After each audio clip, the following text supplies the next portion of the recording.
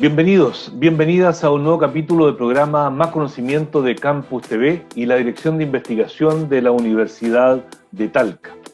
En esta séptima temporada estamos entrevistando a académicas de la Mesa Temática de Investigación en Envejecimiento de la Red de Universidades Estatales de nuestro país.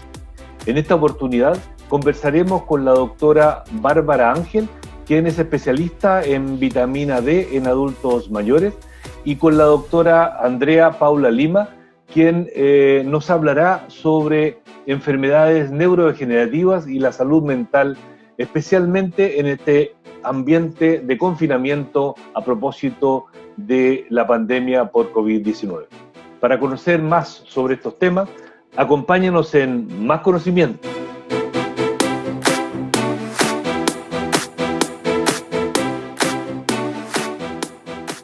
Hola a todos y todas, soy la profesora Bárbara Ángel Vadillo, doctora en Nutrición y Alimentos, profesora asistente y miembro de la Unidad de Nutrición Pública del Instituto de Nutrición y Tecnología de los Alimentos, INTA, de la Universidad de Chile. Mis líneas de investigación abarcan tanto la nutrición pública como la epidemiología genética. Durante muchos años he participado en distintas investigaciones sobre adultos y personas mayores, donde se han estudiado la salud, la nutrición y el envejecimiento saludable. En los últimos años, estos estudios se han enfocado en la sarcopenia y el deterioro cognitivo, con énfasis en los determinantes genéticos de la ingesta de micronutrientes como la vitamina B12 y la vitamina D. Dentro de la Universidad de Chile formo parte de la red transdisciplinaria sobre envejecimiento y recientemente formo parte de la mesa de trabajo en envejecimiento de la red de universidades estatales.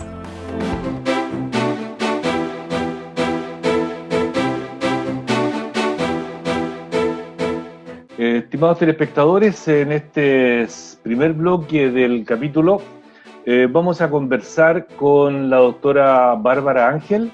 Ella es profesora del Instituto de Nutrición y Tecnología de los Alimentos, INTA, de la Universidad de Chile.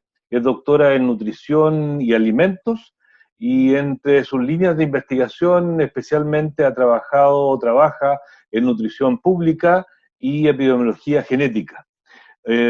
Especialmente durante varios años ha trabajado con adultos en investigaciones en personas mayores. Y por lo tanto eso implica proyectos de investigación, publicaciones científicas. Doctora Ángel, muchas gracias por aceptar nuestra invitación al programa Más Conocimiento. Muchas gracias, Iván. Yo encantada de participar y muchas gracias por la invitación. Bien.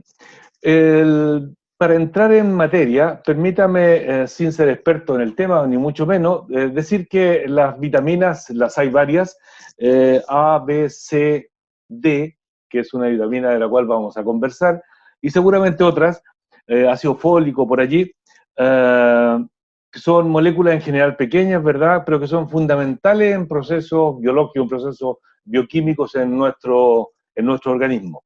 Y en ese contexto, aterricemos a vitamina D, ¿ya? ¿Dónde encontramos la vitamina D, Bárbara? Sí, la vitamina D tiene una particularidad en diferencia al resto de las vitaminas.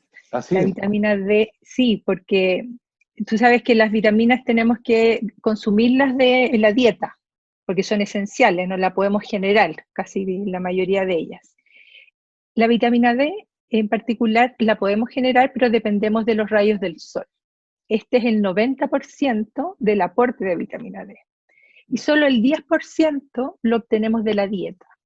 ¿Y de la dieta de qué? Porque es una vitamina liposoluble, por lo tanto la obtenemos de los alimentos grasos, especialmente los pescados grasos, algunos lácteos, algunos champiñones que son expuestos a rayos UV y todos los alimentos que estén suplementados con esta vitamina, de los cuales en Chile hay algunos como lácteos, cereales, mantequillas, etcétera, leche. generalmente, pero como dije, el aporte de la dieta es bastante poquito, 10%. El resto se genera en la piel, tenemos un colesterol que si nosotros ponemos nuestra piel a los rayos UV, se genera esta previtamina y ahí va al organismo donde se genera la vitamina D en suma con lo que viene por la dieta. Y esta vitamina, que importante el porcentaje que se genera en este contacto, en esta participación del sol. ¿Qué beneficios tiene particularmente el contar con la vitamina D? Bueno, la vitamina D desde que se descubrió hace más de 100 años se le ha asociado con desarrollo de óseo y para prevenir en los niños el raquitismo, ¿no es cierto? Uno al tiro asocia bajos niveles de vitamina D deficientes máximos con raquitismo. Y es por eso que en Chile, sobre todo, y en muchos países hay una suplementación de los niños en el primer año de esta vitamina para evitar esta enfermedad. Pero dice en algunos países, ¿en nuestro país no se hace? sí, sí se hace. ¿Sí? Ah, hay unas gotitas que durante el primer año de vida se le da a todos los pediatras, le dan a los niños. Ya. Pero la vitamina D tiene acciones fuera del hueso, digámoslo así, que son estas acciones no esqueléticas. Y ahí es donde hay una gran cantidad de estudios porque no se ha asociado causalidad de deficiencia de esta vitamina con otras enfermedades. Otras situaciones que no estén asociadas al esqueleto. Exactamente, como diabetes tipo 1, diabetes tipo 2, asma en niños, enfermedades autoinmunes, incluso Alzheimer, cáncer de mama, próstata.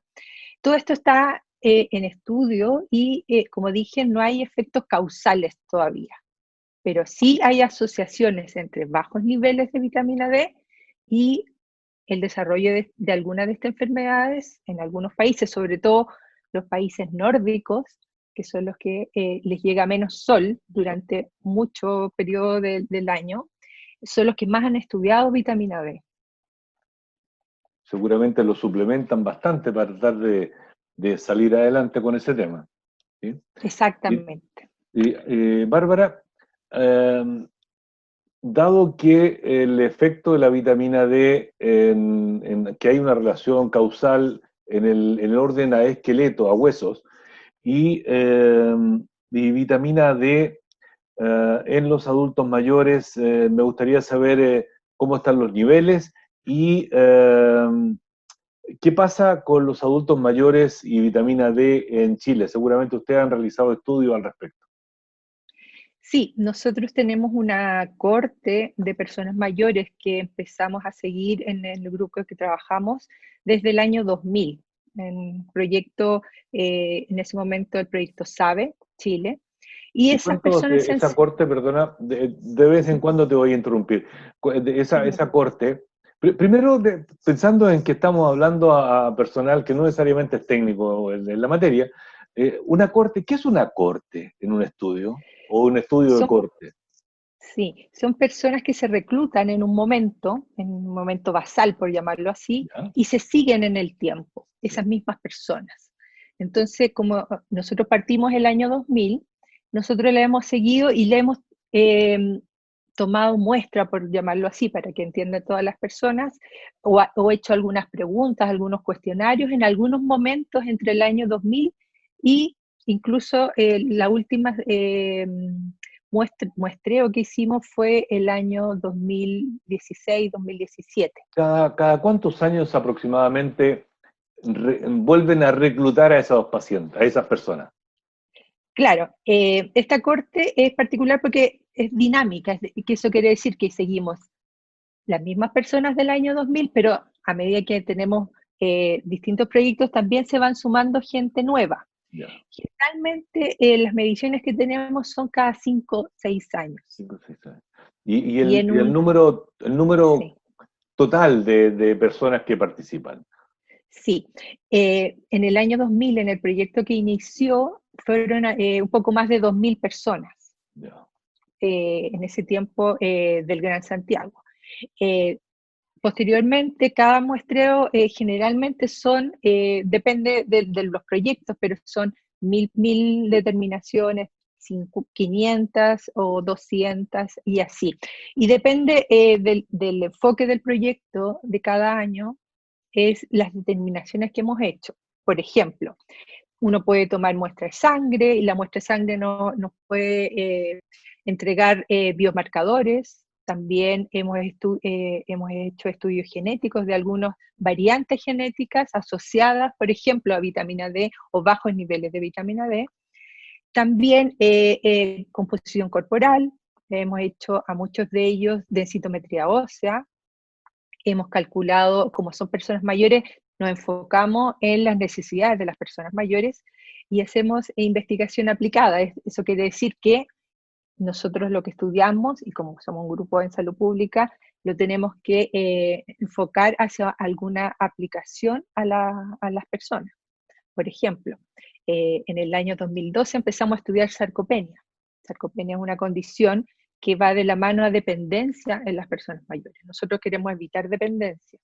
Y esas personas, nosotros también le medimos vitamina D, por ejemplo, y vimos que había una asociación con sarcopenia. Y a propósito de vitamina D, ¿cómo están los niveles de vitamina D en los adultos mayores en Chile?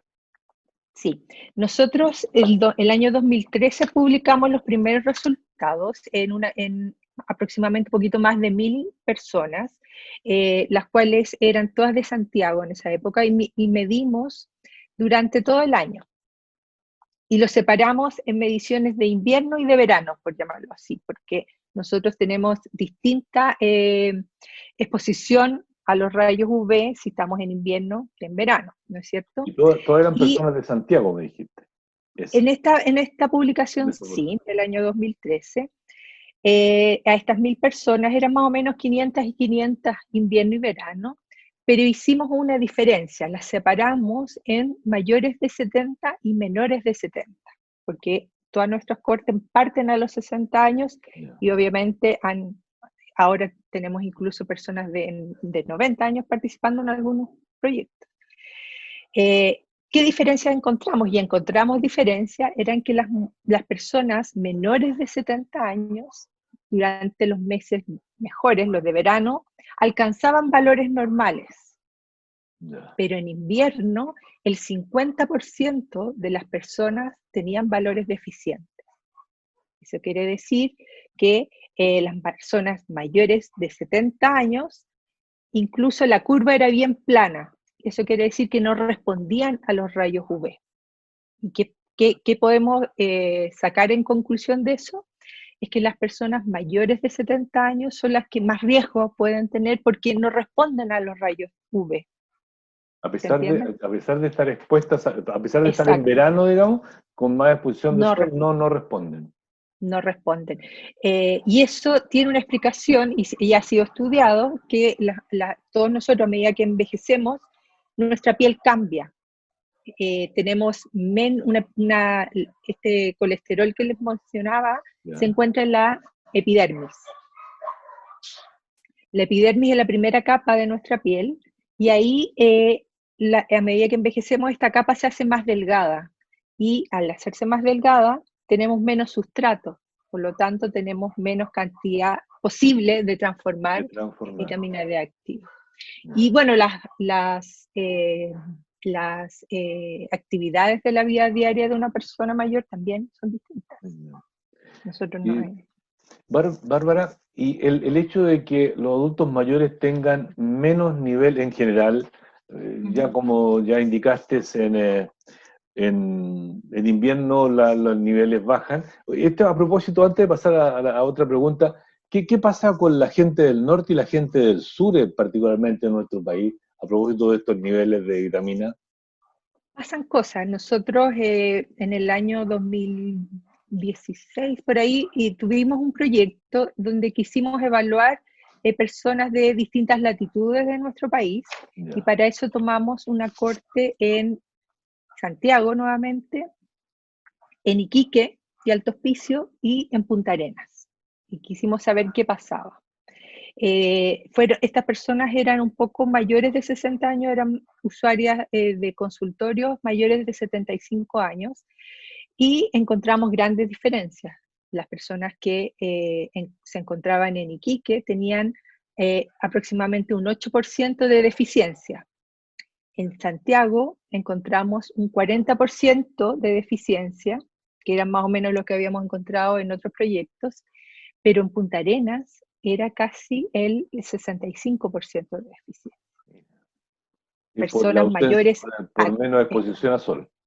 Exacto, y personas activas, todas eran activas, que eran capaces de, en el fondo, andar por la vida sin usar nada, o sea, no dependientes. No dependientes. Y ahora, bueno, tenemos diferencias entre el norte y el sur, pero las personas que son deficientes en vitamina D, bajo un nivel de corte de normalidad, ¿qué riesgos con qué tipo de patologías se asocia la deficiencia de vitamina D? Mira, si hablamos en personas mayores, las personas mayores son un grupo de riesgo. Ya. Están junto con los niños, las embarazadas y algunas otras personas. Y las personas de piel oscura, porque las personas de piel oscura su piel no funciona igual que una persona de piel clara. ¿Por qué? Porque las células que dan el color a la piel hacen una especie de bloqueo de los rayos UV. Por lo tanto, ahí hay que tener otras pautas. Existiría menos transformación de este colesterol de la piel hacia vitamina D.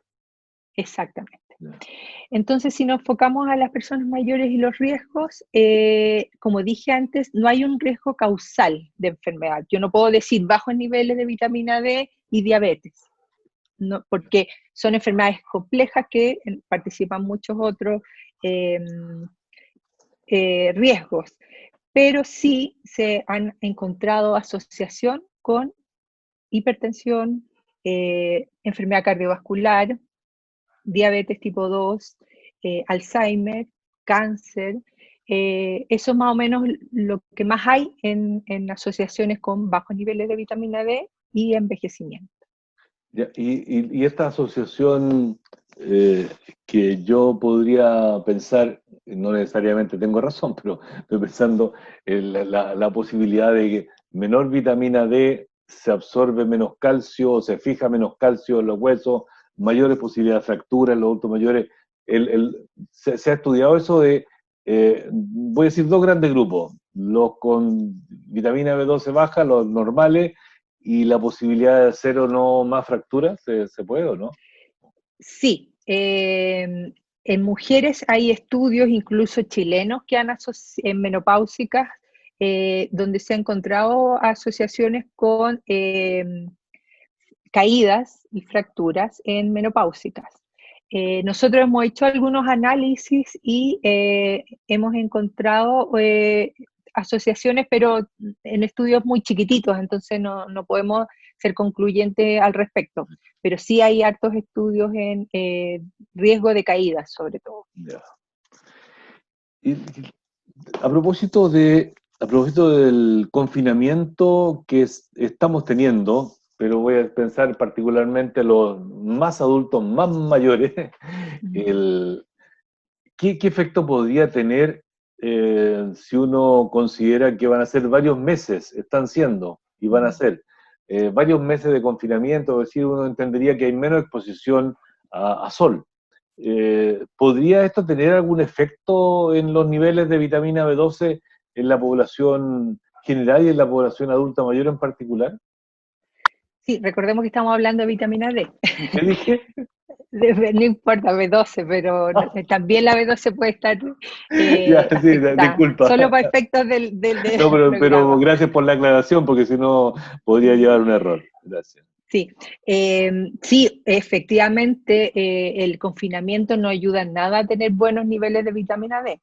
De hecho, yo lo mencioné también en la última encuesta nacional de salud, la 2016-2017, se midió vitamina D a un grupo representativo nacional de personas mayores y de mujeres en edad fértil. Y también bien comparable a los datos que tenemos nosotros. Entonces, pensando en que de base las personas mayores tienen un alto porcentaje de ellas deficiencia de vitamina D, el hecho de estar confinados en el hogar no ayuda en nada a los niveles de vitamina D. Por lo tanto, hay países, por ejemplo, en Inglaterra ya hay indicación de suplementar con vitamina D. En nuestro país hasta el momento no hay indicaciones de ese estilo, pero sí... ¿Suplemento como fármaco? Sí, en Inglaterra, el que he leído, sí, porque es más rápido, más efectivo que la fortificación de alimentos, por ejemplo. Hay que pensar, sí, que las personas mayores en Chile reciben, las mayores de 70, incluso ahora lo están un poco adelantando, 65 en algunos grupos de riesgo, de un alimento que se reparte en los consultorios, que es el PACAM. Sí, Exactamente. Sí. Que es una bebida láctea y una sopa crema. Esos dos productos están fortificados con vitamina D, vitamina B12 y algunas otras minerales. Las cantidades que se entregan en la dosis del PACAM que se da a las personas mayores alcanza como más o menos el 50% de aporte que necesitaría una persona mayor.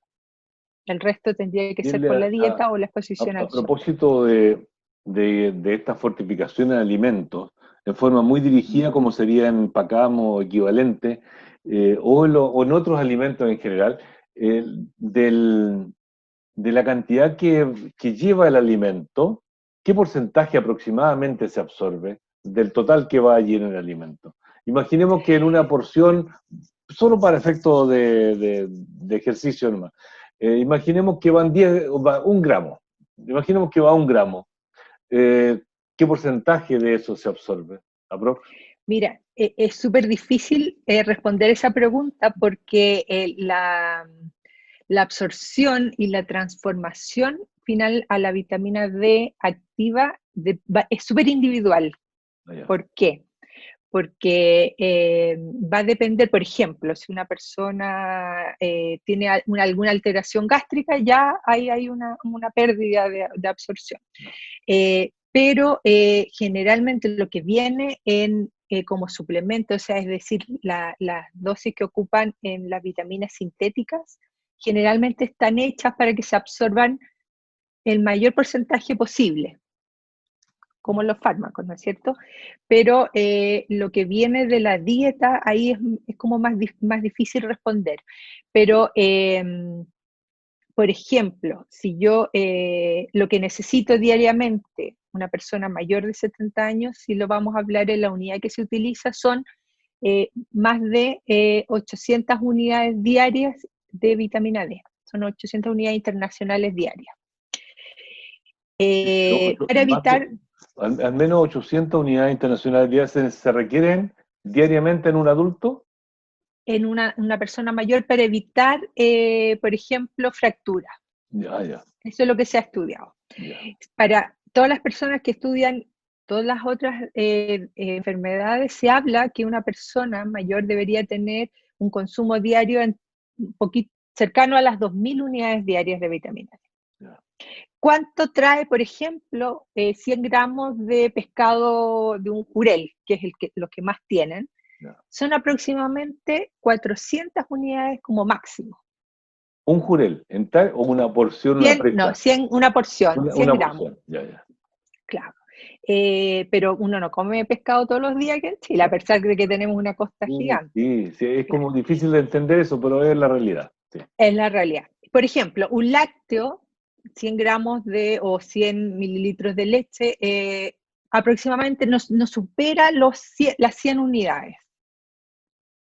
Un huevo, por ejemplo, ahí va mucho menos, 50 unidades. Entonces, para lograr alcanzar las 1.000 o 2.000 unidades, tendríamos que tomar aceite de bacalao, que eso sí tiene mucho, todos los días, y por ejemplo, una cucharada, o sea, hay reportes entre una cucharada puede ir entre casi 2.000 unidades solamente con una Y cucharadita de a bacalao, propósito que nombraste aceite de bacalao, que estoy recordando que es historias. como antiguo, así. Sí, sí, sí.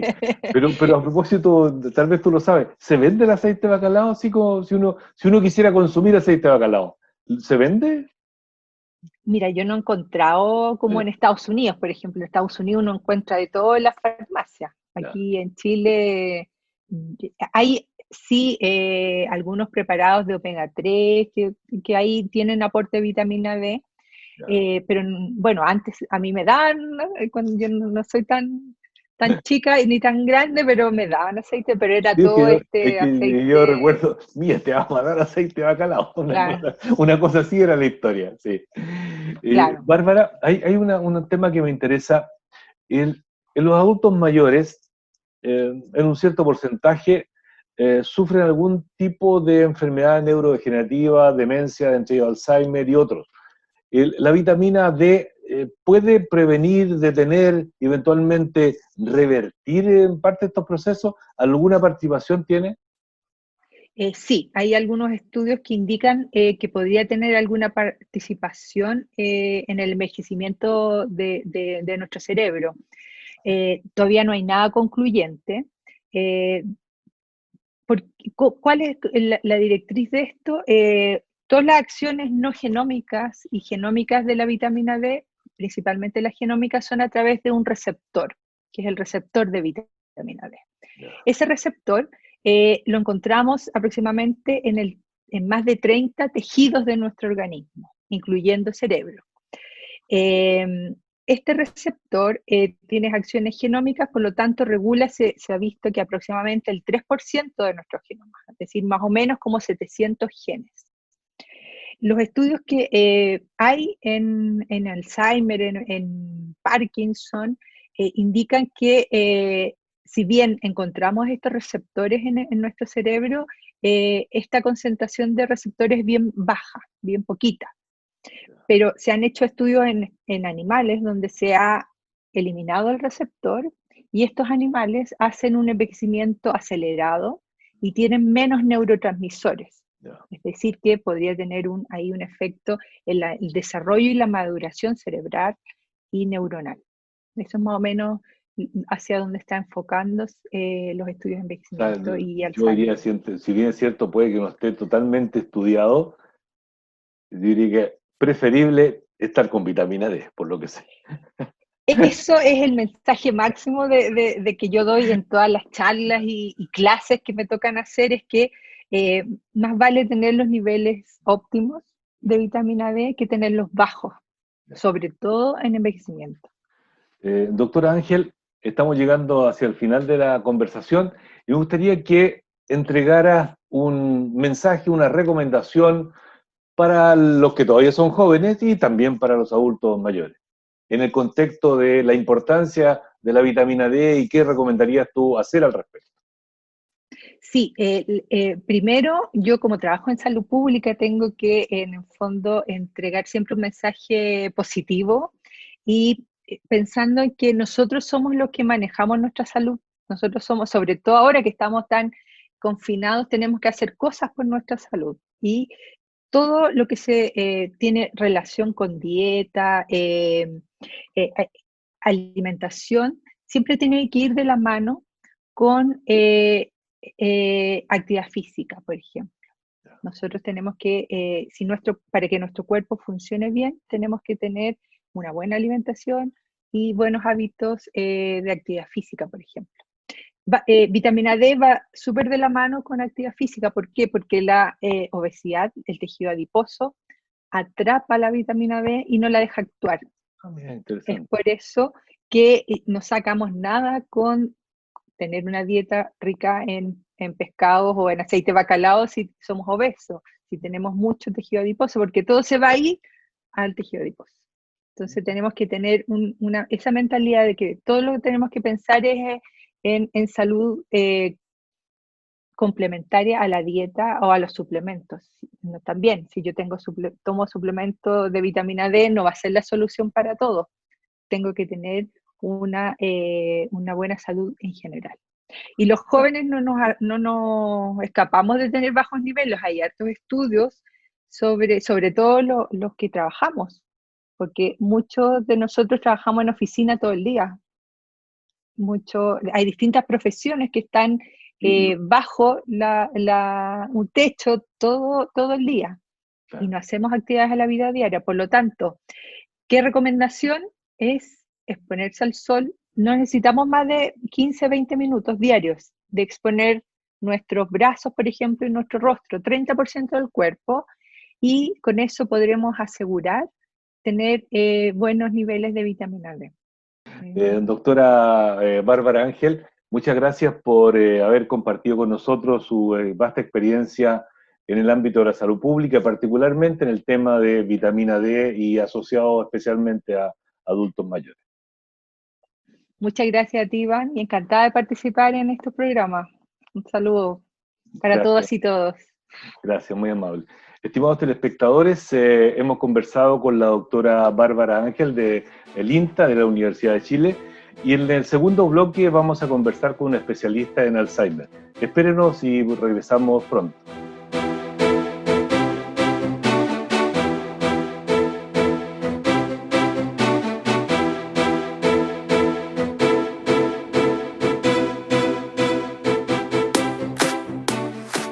Hola, mi nombre es Andrea Paula Lima, soy doctora en Química Biológica, profesora asociada del Instituto de Ciencias Odontológicas de la Facultad de Odontología de la Universidad de Chile y también del Departamento de Neurociencias de la Facultad de Medicina de la misma universidad. Mi línea de investigación está centrada en los mecanismos moleculares de la enfermedad de Alzheimer, cuáles son las bases moleculares de la pérdida de memoria que se observa en esa enfermedad, con particular énfasis en los mecanismos de sinaptotoxicidad del péptido beta-amiloide y cómo este interfiere con la señalización en la homeostasis de calcio en la célula, cambiando finalmente el patrón de expresión génica y llevando entonces la pérdida de la función neuronal en regiones específicas del cerebro.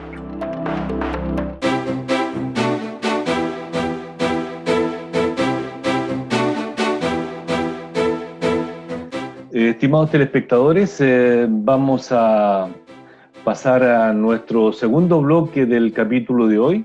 En esta oportunidad vamos a conversar con la doctora Andrea Paula Lima, del Instituto de Investigación en Ciencias Odontológicas de la Facultad de Odontología, profesora del Departamento de Neurociencia de la Facultad de Medicina de la Universidad de Chile.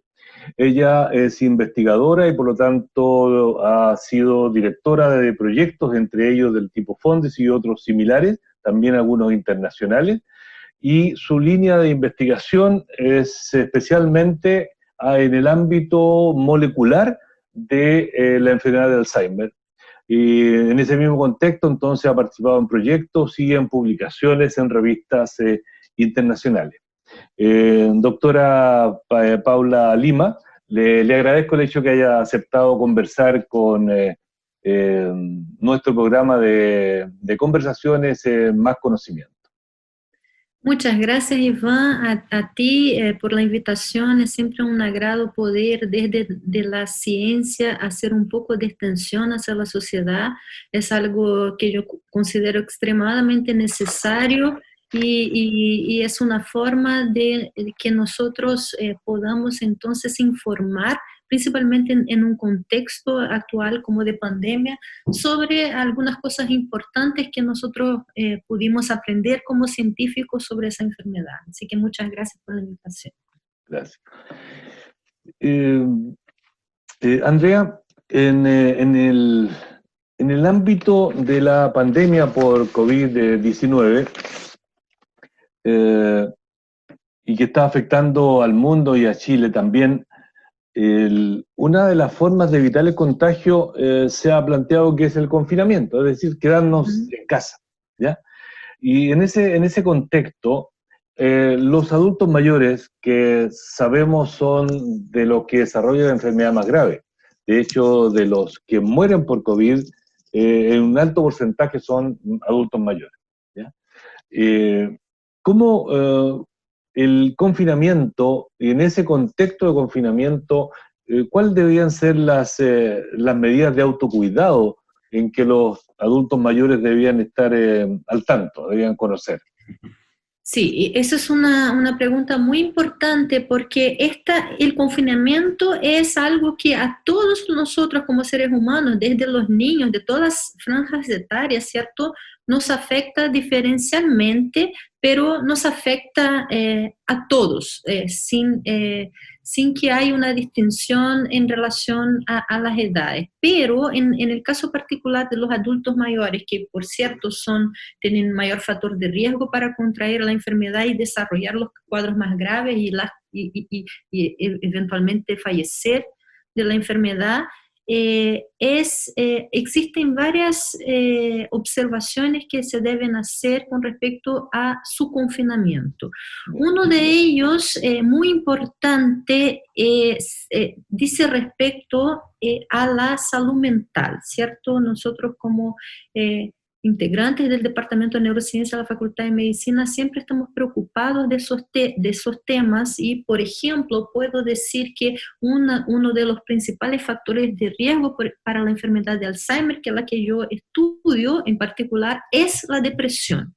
Entonces, el confinamiento, el aislamiento social tiene un componente muy relacionado con un aumento de casos de depresión.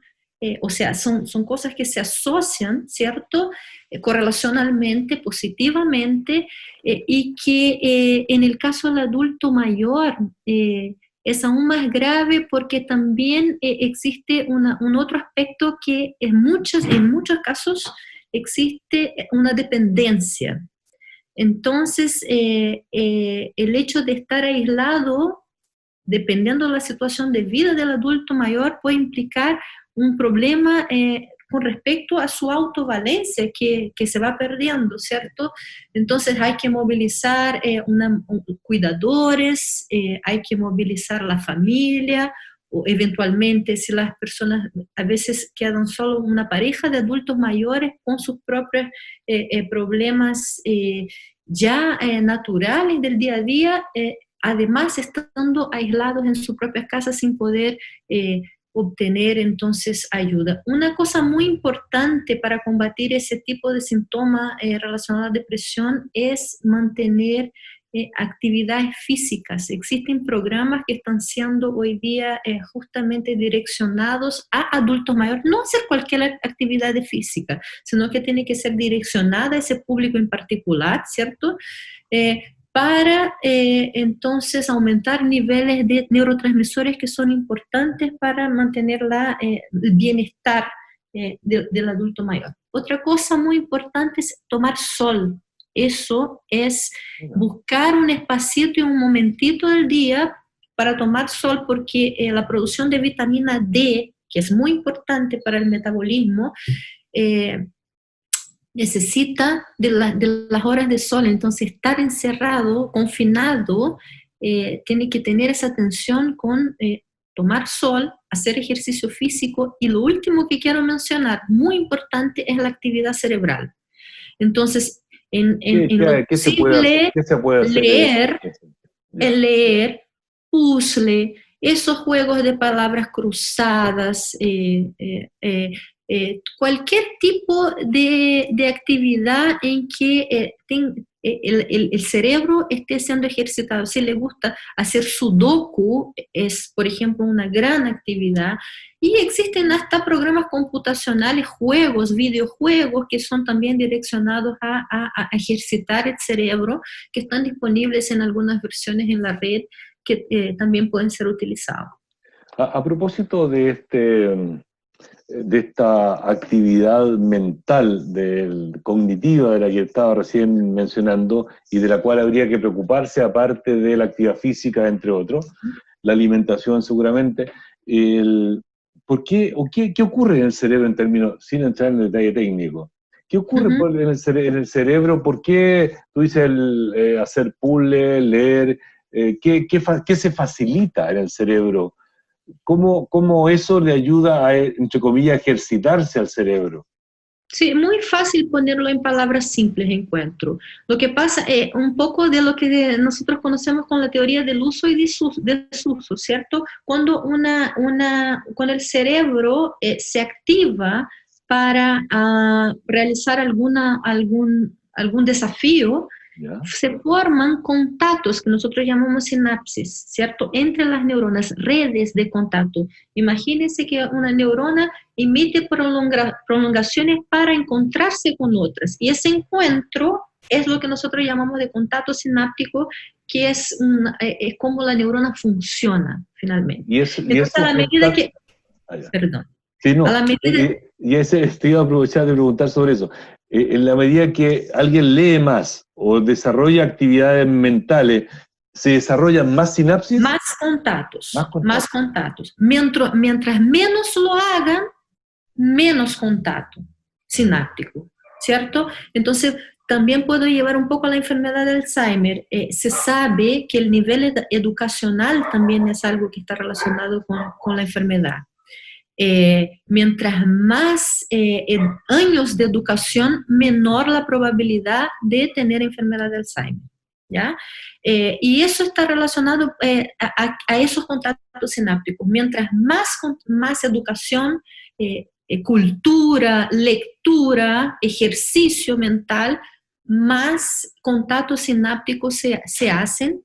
Y en frente a una enfermedad neurodegenerativa, como es la enfermedad de Alzheimer, donde justamente se rompen esos contactos, mientras más contactos haya, menor el impacto sobre esa red neuronal, ¿sí? Entonces, muy con claro, eso muy clarito. Perfecto. Gracias. Voy a sacarte por un segundo de la enfermedad de Alzheimer, Sí, y un tema un poco más global.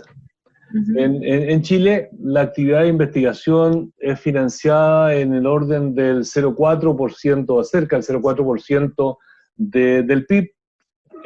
Es un PIB chico comparado con otros PIB de otros países más desarrollados.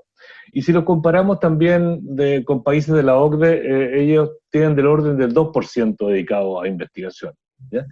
¿Tú consideras que en situaciones como esta, como una pandemia, de alguna manera se fortalece o se pone en primer plano la idea de que hay que invertir más en investigación para que el país se desarrolle más, y de tal manera que cuando ocurra algo de este tipo, y ojalá no ocurra muy seguido, estar mejor preparado? Bueno, desde mi punto de vista me parece absolutamente correcto lo que menciona y que la pandemia nos revela esa falencia, ¿cierto? Del punto de vista de la inversión en ciencia y tecnología, no solo en ciencia y tecnología, que nos pone a merced de lo que está pasando en otros países para poder resolver nuestros propios problemas. Entonces, un país que no prioriza ciencia y tecnología está delegando la resolución de sus propios problemas a otros y va a pagar por eso en algún momento. Entonces, eso no es inversión, eso es una pérdida brutal. Entonces, por ejemplo, ahora en la situación todos estamos, ¿cierto?, con los ojos puestos en que los científicos ahora desarrollen una vacuna o un medicamento eventualmente para curar la enfermedad asociada a la infección por coronavirus. Y se ha puesto mucho dinero, mucho esfuerzo, tiempo, todo para resolver este problema en particular. Pero esto nosotros sabemos que existen diversos problemas que la ciencia trata de resolver todo el tiempo y que tiene que llevar mucho más años para resolverlos, porque muchas veces tiene poca inversión en ciencia y tecnología, no tiene el número suficiente de personas investigando un determinado problema como lo tenemos ahora. Sabemos que ahora vamos a acelerar el proceso, sabemos porque hay mucha gente y mucho dinero invertido. En algún momento alguna solución científica se dará probablemente a esa enfermedad. Sin embargo, nosotros sabemos que hay otras enfermedades todavía, por ejemplo, le voy a mencionar a la fibrosis quística, ¿cierto? Una enfermedad respiratoria también, que todavía, para la cual nosotros todavía no tenemos una cura, ¿cierto? Porque afecta un porcentaje muy pequeño de la población, entonces la inversión en la ciencia asociada a esa enfermedad no, tiende a ser menor porque no hay todo ese boom mirando a esa enfermedad como hay ahora hacia el COVID. Sí, alguien también podría mencionar que, por ejemplo, por enfermedades crónicas, entre ellas cáncer, enfermedades cardiovasculares, enfermedades neurodegenerativas, si uno suma todo eso, durante un año se muere mucha gente en el mundo, ¿ya? Claro. Pero claro, no tiene el impacto de una pandemia, ¿ya? Claro. No tiene el impacto de una pandemia. Pero sin duda que si uno pusiera recursos allí y también en el ámbito de la salud pública para disminuir los factores de riesgo de esas enfermedades, la gente llegaría en mejores condiciones para esta pandemia. Sabemos que los que se están muriendo o desarrollando enfermedades más graves son los que tienen enfermedades crónicas. Exactamente. Aparte de la edad, digamos, el tema de la enfermedad crónica es un tema muy relevante. Y ojo que el tema de la edad está muy asociado con las enfermedades crónicas, ¿se da cuenta? Porque lo que se está demostrando es que, claro, los adultos mayores sobre 65 años son justamente los que acumulan las enfermedades crónicas, ¿cierto? Desde enfermedades cardiovasculares, diabetes, son propias, ¿cierto? Crónicas, acumulativas, y al final son los factores de riesgo para también el mal pronóstico de la enfermedad asociada al coronavirus. Así es. De ahora. Otro tema que me gustaría abordar es que diferentes países han utilizado distintas estrategias para abordar esta pandemia. Me gustaría algún comentario tuyo sobre estas distintas estrategias y cuáles han sido los resultados en términos generales. Perfecto. Sí, bueno, yo creo que ahora más claro está, antes, tal vez hace un mes atrás no estuviese tan claro como está ahora, porque existía, por ejemplo, los ejemplos de los países que estaban utilizando ese método de la cuarentena total, más estricta, los lockdowns, ¿cierto? Los otros países que estaban con esas cuarentenas más móviles, ¿cierto? Y otros países que realmente están teniendo problemas mayores para lidiar con el confinamiento, estamos viendo que esos que menos hicieron confinamientos hoy día tienen los números de casos mayores. Un ejemplo es Brasil, donde nosotros ya tenemos más de 20.000 casos de muertes asociadas a la enfermedad, ¿cierto? Y eso partió más o menos en el mismo momento que Chile, ¿cierto? La curva de contagio partió más o menos en el mismo momento que Chile, pero dadas las debidas proporciones de población el tema de las proporciones. Claro. Pero el número de contagios y el número de muertos disparó. En países donde se realizó el confinamiento más estricto, como Nueva Zelanda, se logró controlar la diseminación. Y en países como Suecia, que hizo ese confinamiento más light, por un tiempo se mantuvo los niveles más o menos controlados, pero luego también se disparó. Entonces, claro, las políticas públicas parecen que están relacionadas con cómo principalmente, más que los casos de contagio, porque la preocupación no son los contagios, ¿cierto? Son los números de muertos asociados a ese número de contagio, que depende de cómo está la saturación de los sistemas de salud. Ese es el punto, ¿verdad? La saturación de los sistemas. Y bueno, en nuestro país estamos ya colapsando las camas llamadas críticas, los sistemas o los servicios de unidad de cuidado intensivo. Andrea, estamos llegando hacia el final de la conversación. Me gustaría que dado tus conocimientos en el ámbito del Alzheimer y la salud pública, y en el contexto de la pandemia, una serie de cosas, pero me gustaría fundamentalmente concentrar enfermedad de Alzheimer, por lo tanto adultos mayores principalmente, ¿verdad? Y pandemia. ¿Qué recomendación tú realizarías a los adultos mayores y a la gente que acompaña o eventualmente acompaña a estos adultos mayores ya, digamos, de cuarta edad hacia arriba? Bueno, volviendo al punto de cuidar la salud mental, yo creo que eso es muy importante porque eso se asocia también a la conducta. A veces un adulto mayor, no sé si ya eso le hace sentido, pero algunas veces he escuchado depoimentos de adultos mayores en voy a salir, me da lo mismo y se muero, ¿cierto? Eso refleja una sensación de que ya no vale más tanto su vida.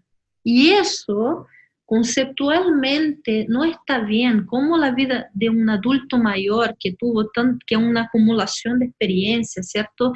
Que es una acumulación de conocimiento, que puede entregar tanto para la sociedad, piense que ya da lo mismo. Eso es una cosa que está asociada a cómo la sociedad ve a sus adultos mayores, como alguien que es capaz de entregar todo ese conocimiento todavía y aportar mucho a la sociedad, que como yo pienso que es, o como alguien desechable que ya no sirve, que como pienso yo que no es.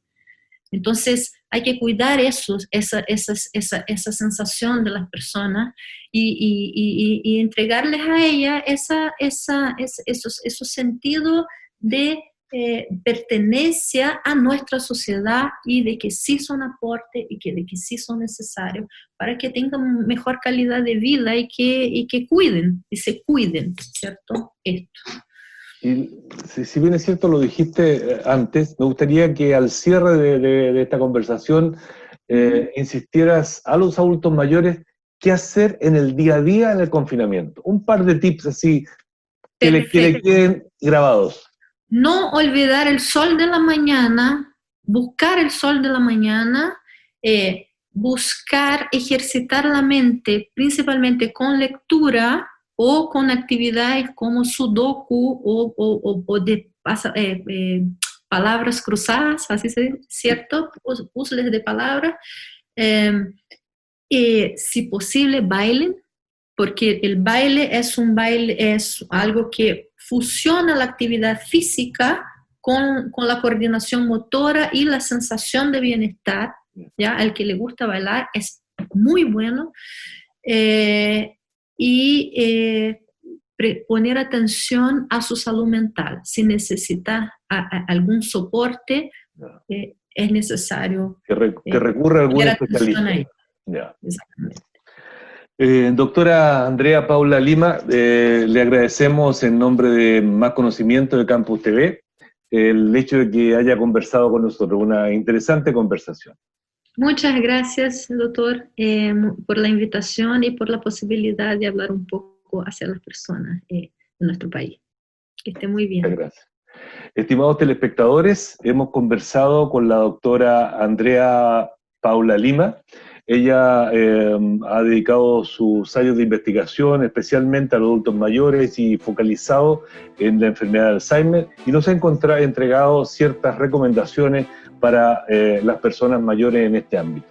Gracias por acompañarnos y nos veremos en una próxima oportunidad.